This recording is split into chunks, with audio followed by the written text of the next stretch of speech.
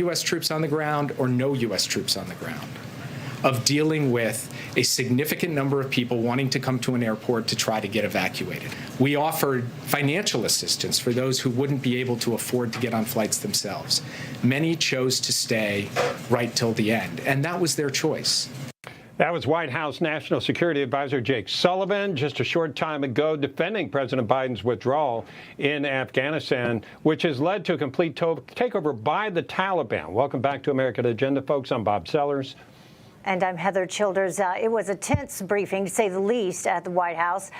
Jake Sullivan and Press Secretary Jen Psaki facing questions about why U.S. citizens and some very high-tech and expensive military equipment were all left behind. Let's bring in South Carolina Congresswoman Nancy Mace. Congresswoman, your reaction to what's coming out of the White House right now?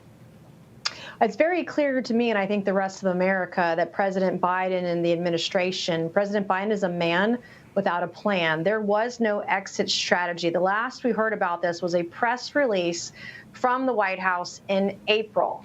I don't think there's any argument. We saw yesterday with Biden's press conference, he was arguing on whether or not we should be leaving Afghanistan. The vast majority of Americans, Republicans and Democrats, agree with that sentiment.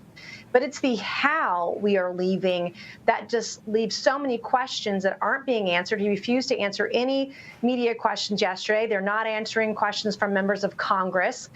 And I'm hearing reports that upwards of 10,000 United States citizens have been left behind in Kabul.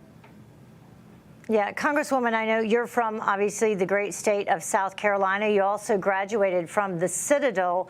What are you hearing from your constituents, specifically those who may have served in Afghanistan? I know that there are, 46 South Carolinians who have died in the past, 20 years serving in the U.S. military with our presence there in Afghanistan. What's their reaction to what has happened?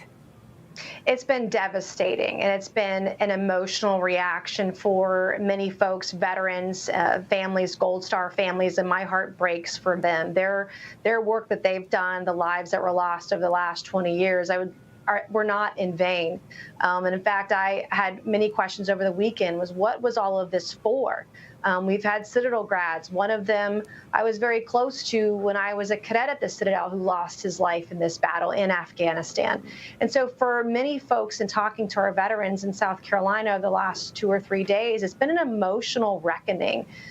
Grave disappointment, worry about our citizens getting out of there, and even the same amount of concern and level of concern for the Afghans who supported our military, translators, for example, who are being left behind to be murdered by the Taliban. And if we'd had an exit strategy, a cohesive plan based on conditions, we're never going to know if that would have been a better operation rather than what we're seeing today. Americans lifted off the rooftop of the embassy, thousands of Afghans trying to climb onto C-17s and falling to their death. It's been a horrible and horrific images that we've all been witnessing over the last couple of days. Yeah, we also know the history of the Taliban when it comes to women. Here's what the Taliban is saying about the future of women in Afghanistan now. We recognize the rights of the women which Islam gave them. Women can work, they can go to the school, they can work in schools, they can work in hospitals. We assure the world that there will be no excesses against the women, and everything will be done under the Islamic laws. That was a little hard to understand, but essentially they're trying to say things are going to be different, that women will be allowed to work. They can work in schools. They can go to school. Even though if you look deeper, it's probably a religious school. I wanted to get your thoughts on the concern you might have for the women of Afghanistan, some of whom, by the way, did not know the Taliban before they were born after 9/11. Right. I'll believe it when I see it. And when they talk about the rights of women, they're talking about women living under Sharia law. And it sort of disgusts me to see Americans turn their back on the United States flag, talking about oppression here. Let's talk about real oppression in countries like Afghanistan, where women really don't have rights. They will not be educated. Child brides that will be sold off to men. I mean, this is what will happen if we don't protect women in Afghanistan without having a solid plan, a cohesive plan with our allies in the region. That's what will happen. And I don't care what PR strategy the Taliban has. This is a grave situation for women and children all across the country. And just quickly, your response to how President Biden has handled this overall. Do you think that he should have returned to Camp David? And were you surprised to hear from Jake Sullivan today, who said that President Biden has not spoken with any world leaders following the fall of Afghanistan yet?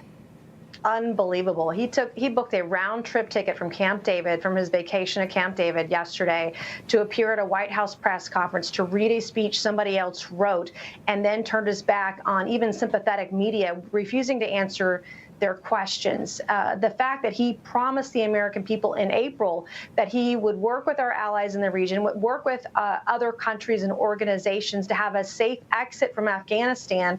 And this is how he leaves everybody hanging, including 10,000 American citizens who are stuck in Kabul, desperate to get out, hiding their families each and every night, moving every night to ensure their family's safety for fear of retribution from the Taliban. He's turned his back on American citizens.